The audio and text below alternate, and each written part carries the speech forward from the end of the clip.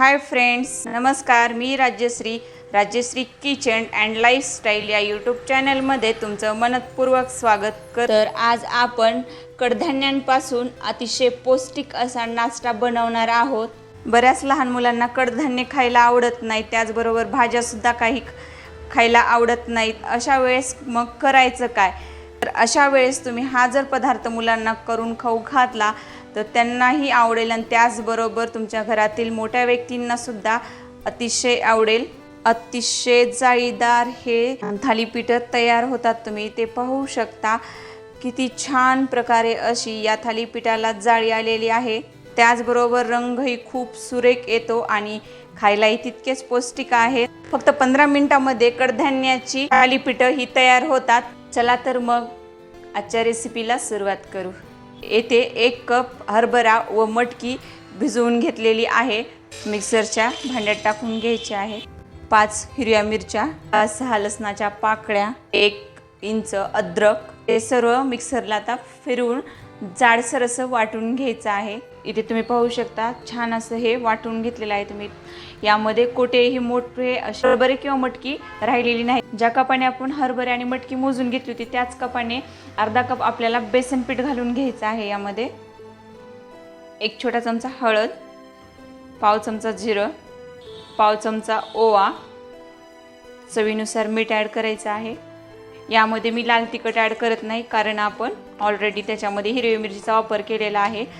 तर हे थोडंसं मिक्स करून घेऊ. हरभरे आपण सालासहित वापरली असल्यामुळे याचा रंग थोडासा काळसर दिसतो, पण खायला अतिशय पौष्टिक असं हे पदार्थ आहे. आता हे मिक्स करून घेतलं की यामध्ये मी काही भाज्या वापरणार आहे. तुमच्या आवडीनुसार तुम्ही इथे भाज्या यामध्ये ॲड करू शकता. तर मी इथे 1 मोठा कांदा चिरून घेतलेला आहे. त्याचबरोबर बारीक चिरून गाजर घेतला आहे, टोमॅटो बारीक चिरलेला, कोथिंबीर हे आपण यामध्ये ॲड करून घेऊ. हे व्यवस्थित एकजीव मिक्स करून घेऊ. आणि हे मिश्रण घट्ट असल्याने पाणी ॲड करत आहे अर्धा कप. आपल्याला एवढं घट्ट मिश्रण ठेवायचं नाही, थोडंसं सैल हवं आहे.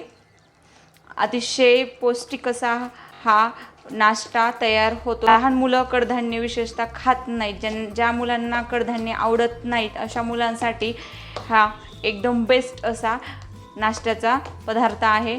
या पिठामध्ये अजून तुम्ही गोबी, त्याचबरोबर शिमला मिर्च, तुमच्या आवडीच्या हव्या असतील त्या भाज्या तुम्ही यामध्ये ॲड करू शकता, जेणेकरून मुलांच्याही पोटात जातील आणि खायला अजून पौष्टिक हा पदार्थ तयार होईल.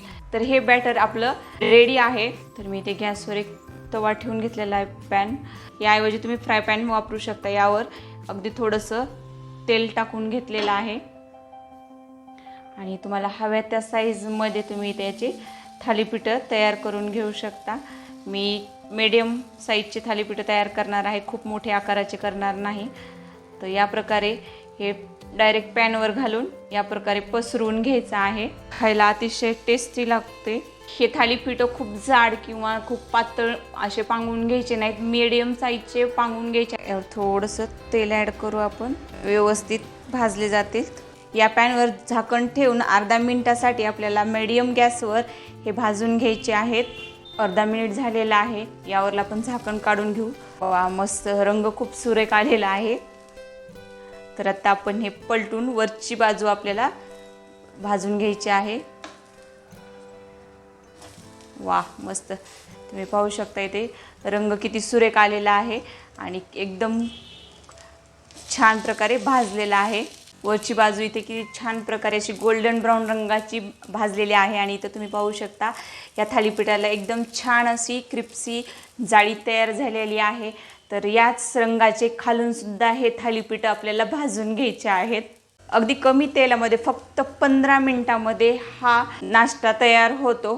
याची सुद्धा बचत होते आणि ज्यांना तेलाचं प्रमाण कमी खायचं आहे त्यांच्यासाठी अतिशय बेस्ट असा हा नाश्त्याचा पदार्थ आहे. खालून सुद्धा व्यवस्थित भाजलेले आहेत, तुम्ही इथे पाहू शकता. तर आता हे प्लेटमध्ये काढून घ्यायचे आहेत. तुम्ही इथे पाहू शकता अतिशय जाळीदार असे हे थालीपीठ तयार झालेले आहेत. राहिलेले थालीपीठ सुद्धा सेम पहिल्याच पद्धतीने तयार करून घ्यायचे आहेत.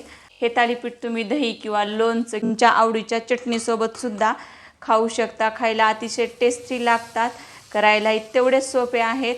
तर अशा प्रकारे राहिलेले मी तयार करून घेत आहे. आपले कडधान्यापासून अगदी पौष्टिक असे हरभऱ्याचे व मटकीचे थालीपीठ तयार केलेले आहेत. तर तुम्हाला आजची रेसिपी कशी वाटली ही नक्की कमेंट करून सांगा. आवडली असेल तर शेअर करायला विसरू नका. माझ्या चॅनलवर नवीन असाल तर लाईक सबस्क्राईब करायला विसरू नका. भेटू अशाच एका नवीन रेसिपीसोबत. तोपर्यंत धन्यवाद.